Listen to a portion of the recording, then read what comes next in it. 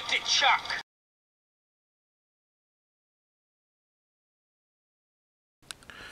Hey everyone, it's Ben. Got a bad allergy attack, but as I said in a video I did last week, I wanted to do a new retrospective on the Child's Play movies. That's what I've always called them, even though after the third one they started becoming more about, Bride of Chucky and Seed of Chucky.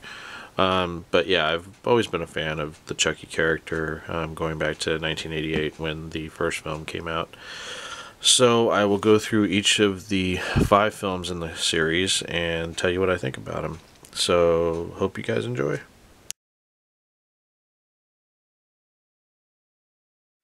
So now the original Child's Play film came out in 1988 and it was directed by Tom Holland, who was also a co-screenwriter on the film along with Don Mancini, who actually created did the initial screenplay.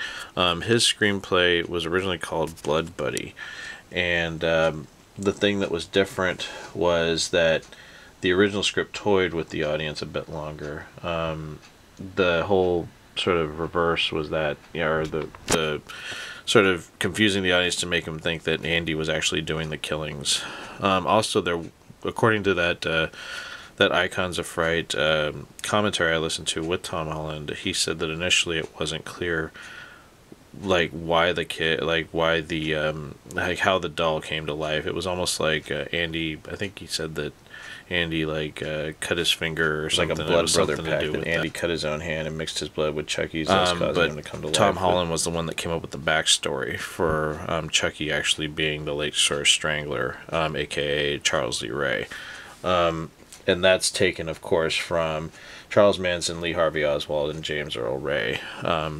So I think a lot of the success of this film is attributed to Tom Holland coming up with that excellent backstory for Chucky. Now you have a terrific cast in this film. You have Catherine Hicks as Karen Barkley. You have the amazing Chris Sarandon, who I've always been a huge fan of, as Mike Norris, the detective, and then of course Alex Vincent as Andy Barkley. But the true star, of course, is, I think, the voice of Chucky, done by the amazing Brad Dourif, who I've always been a fan of as well, going back to One Flew Over the Cuckoo's Nest. And pretty much the story is about, this little boy named Andy, who desperately wants, at the time, which was the Good Guy dolls, they sort of based them on the Cabbage Patch Kids, just the how every kid had to have one of these, and it also deals with marketing these types of products to kids. And Andy's mom, she's a single mom, and she doesn't have as much money to get Andy one. She ends up buying one from a peddler outside of a department store where she works, and where the peddler got the doll was from the toy store at the beginning, where Detective Norris chases Charles A. Ray into the toy store, and in his last dying breath, Charles E. Ray transfers his soul into the body of the Good Guy doll. So throughout the rest of the film, as Chucky slowly starts to come to life in the doll form, he starts to do these horrible things. He kills Andy's mom's best friend, who's babysitting Andy the first night he has the doll, and then he goes after Eddie Caputo, who was Charles Lee Ray's partner that abandons him the night that Mike Norris kills him or shoots him, and everybody thinks that Andy's doing it. I've always been a bigger fan of this one, and I think because it is very scary. A lot of the scenes early in the film, you don't see Chucky. You see him kind of run past camera real quick, or you see just like a little shadow. You don't really see the full reveal of him until closer to maybe the second act of the film, and I think that plays to the film's strengths. Also, it's a very personal film because I was raised by a single mom, and I think I just sort of, and I was, an only child, so it's like it kind of was a personal film for me in a little ways, and I think I really just identified with Andy and his mom quite a bit. And I also just think Tom Holland is a terrific director and a terrific screenwriter. Even though Don Mancini came up with the concept, I think Tom Holland made it what it is.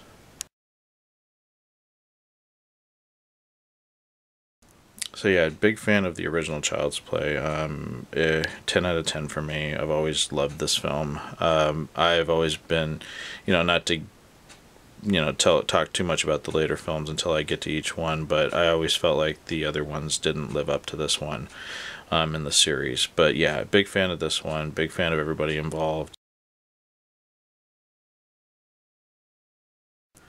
Now, we would get a sequel to Child's Play in 1990.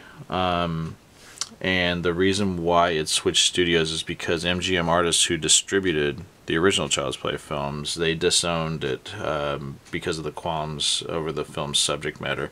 There was a lot of kids that were terrorized because of the commercials featuring Chucky and things like that. And I still remember those because they were featured on like Entertainment Tonight, showing that children were afraid to pick up their dolls because in the commercial advertising the tape for, going back to tapes, advertising the tape for Child's Play, it was showing Chucky running down a hall going, I'm coming out in my new home video. And I think that was just freaking kids out. And MGM, because of their family kind of environment in terms of the films they were putting out, didn't want to be associated with it. So they sold the rights and Universal picked them up. So now Child's Play 2 came out in the fall of 1990. It was directed by John LaFia. It was written by Don Mancini solely.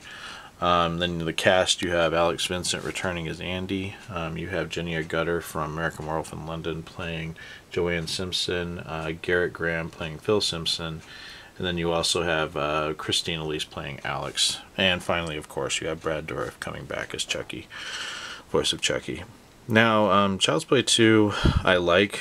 I think it's a good sequel. But I think Brad Dourif, if they had gone with anybody else, I think it would have been a horrible mistake. But luckily, they kept his voice.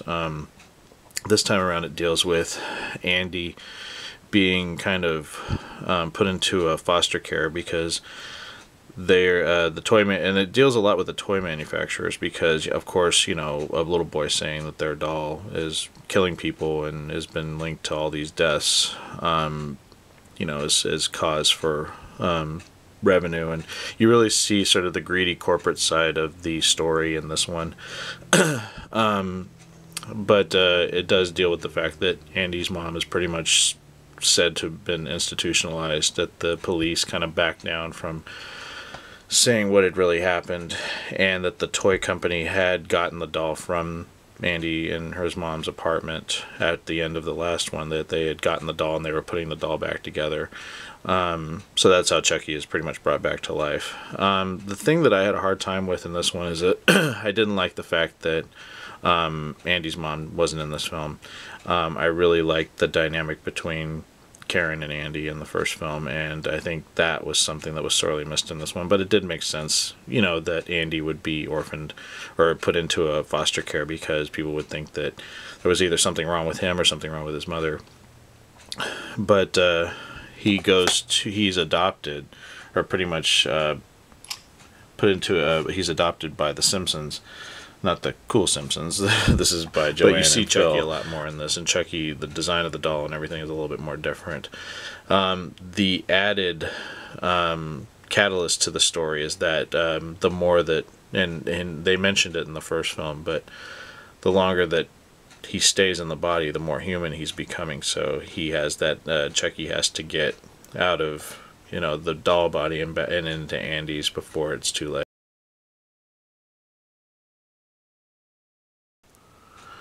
So yeah, I like the film. It's a fun film, and I enjoy it for what it is. It's got a good showdown at the toy factory at the end, but it just doesn't compare to the first film.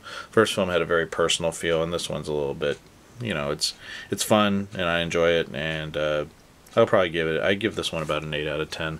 I like Child's Play 2, but it's nowhere near as good as the first film. And I think and it's just my own personal, feeling, because I missed the mother-son dynamic. I didn't like the Simpson characters in the film. I thought they were kind of, the mom, or Joanne Simpson, played by Jenny Gutter, was okay, but Garrett Graham's character, I just didn't care for him. And,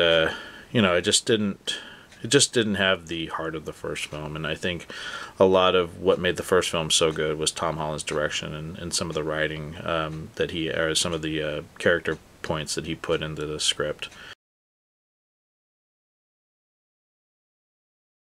So Child's Play 3 would come out in, I believe it was in late summer, early fall of 1991. It was directed by Jack Barkley. It was not played by Alex Vincent, since this takes place 8 years after Child's Play 2.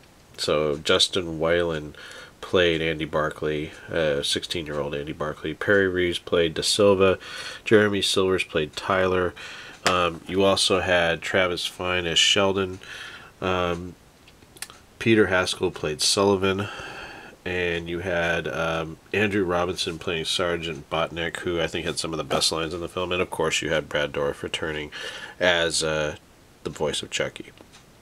The film was written by Don Mancini again, and he has the sole writing credit on the film. Now, at the beginning of Child's Play 3, it picks up pretty much where Child's Play 2 left off, showing how Chucky will come back again.